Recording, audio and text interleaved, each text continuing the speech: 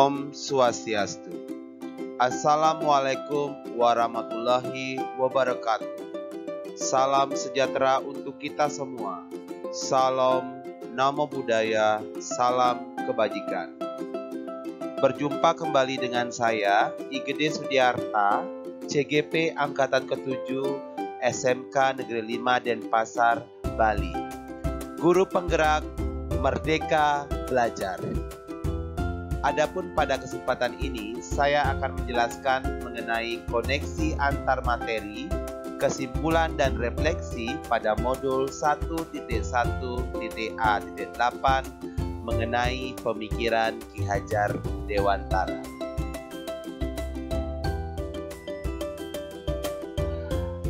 Koneksi antar materi dan kesimpulan dan refleksi pemikiran Ki Hajar Dewantara, ada 3 pertanyaan pematik yang akan kita jelaskan. Yang pertama, apa yang Anda percaya tentang murid dan pembelajaran di kelas sebelum Anda mempelajari modul 1.1? Yang kedua, apa yang berubah dari pemikiran atau perilaku Anda setelah belajar modul ini? Dan yang terakhir, apa yang dapat segera Anda terapkan lebih baik agar kelas Anda mencerminkan pemikiran Ki Hajar Dewantara? Berikut adalah kondisi pembelajaran di kelas saya sebelum saya mempelajari modul 1.1 tentang pemikiran Ki Hajar Dewantara. Yang pertama, guru sebagai sumber informasi utama dalam pembelajaran.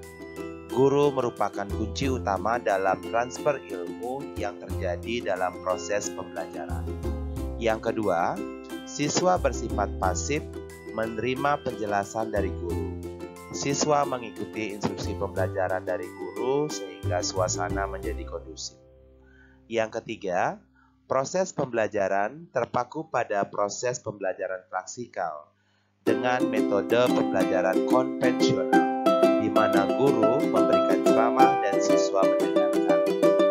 Yang keempat, mengalami kesulitan dalam melaksanakan proses pembelajaran yang berpusat pada siswa karena menganggap siswa tidak memiliki kemampuan yang diharapkan dan rasa takut tidak dapat menuntaskan materi sesuai dengan target yang diharapkan dalam kurikulum.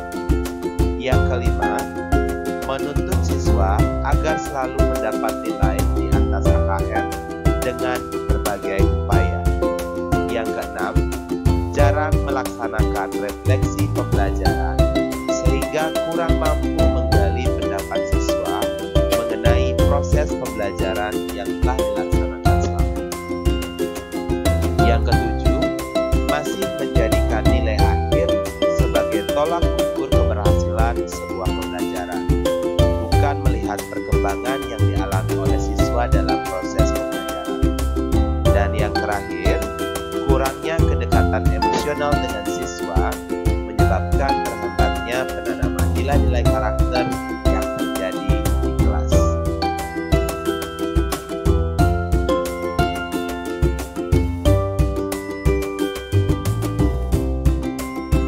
Setelah saya mempelajari mengenai pemikiran Ki Hajar Dewantara pada modul 1.1, berikut adalah 3 poin penting yang bisa saya terapkan dalam proses pembelajaran di kelas.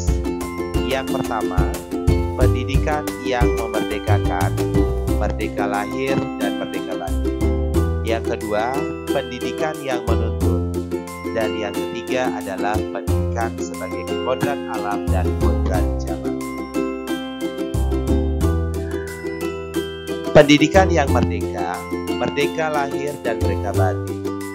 Setelah memahami pendidikan yang merdeka, saya menyadari bahwa pendidikan yang menyenangkan dan berhamba kepada anak.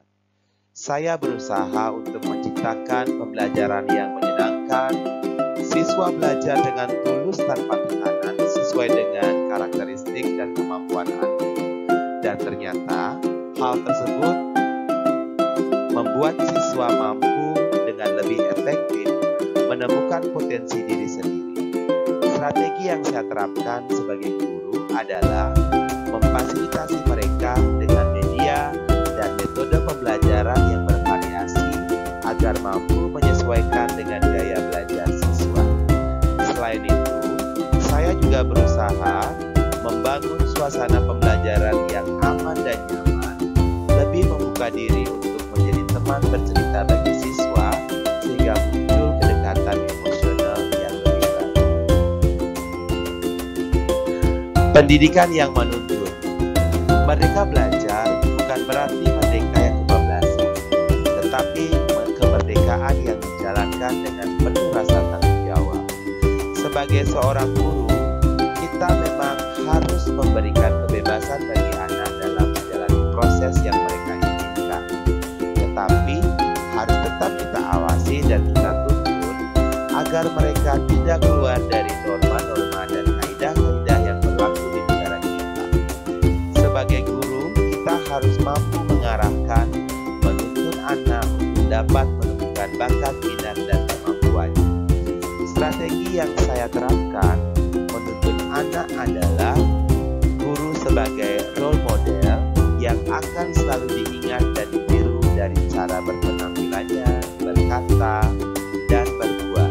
Sehingga guru harus mampu menjadi teladan yang baik dalam berbagai aspek kehidupan seperti yang disampaikan dalam trilogi pendidikan Ki Hajar Dewantara. Ingarso Sungtulodo, artinya yang di depan memberi teladan. Sebagai guru kita harus mampu menjadi teladan kepada siswa. Ingarso Mangunkarso, artinya yang di tengah membangun keinginan. Sebagai seorang guru kita harus selalu hadir di tengah-tengah siswa, membangun keinginan mereka dan selalu memberikan motivasi positif bagi mereka dalam menemukan potensi dan mimpi yang mereka ingin wujudkan. Dan yang terakhir, tuturi handayani, yang artinya dari belakang memberi dorongan. Sebagai guru kita wajib untuk selalu memberikan dorongan kepada siswa untuk mewujudkan segala keinginan-keinginan yang telah mereka bangun serta memotivasi mereka untuk menggapai mimpi-mimpinya. Pendidikan sebagai kodrat alam dan kodrat zaman. Setelah memahami pendidikan sebagai kodrat alam dan kodrat zaman, saya semakin memahami bahwa setiap siswa itu memiliki keunikan yang begitu beragam. Mereka juga memiliki karakteristik dan kemampuan yang berbeda-beda. Sebagai guru, akan menjadi salah apabila kita mengharapkan hasil yang sama dari sebuah proses. Namun, bagaimana kita memaknai sebuah progres yang dialami oleh siswa selama berproses bersama? Saya juga tidak memungkiri bahwa setiap siswa pasti memiliki kekurangan. Namun, sebagai guru, hendaknya kita tidak terlalu terfokus terhadap kekurangan tersebut. Sebaiknya, marilah kita membantu mereka menemukan potensi diri yang mereka miliki dengan memberikan kepercayaan, arahan, serta mengeksplor bersama sehingga potensi diri anak akan muncul dengan sendirinya. Apa yang akan segera Anda terapkan lebih baik agar kelas Anda mencerminkan pemikiran Ki Hajar Dewantara?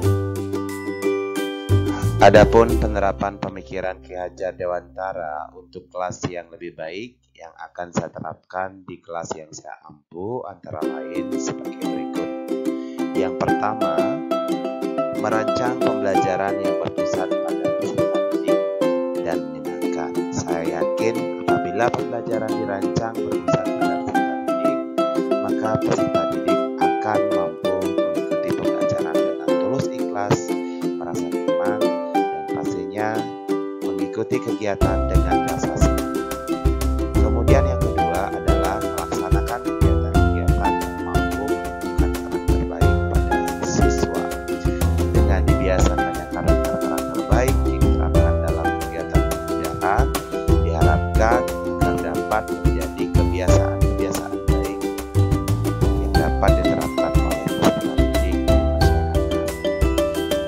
ketiga, berusaha menjadi guru yang mampu menjadi teladan yang baik bagi siswa, karena guru merupakan role model yang dapat membentuk kepribadian siswa secara langsung maupun tidak langsung.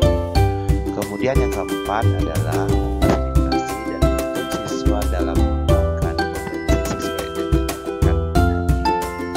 Yang terakhir adalah mengenali karakteristik dan latar belakang siswa dengan menjalin komunikasi yang baik dengan orang tua. Tidak bisa dipungkiri bahwa untuk menciptakan budi pekerti yang baik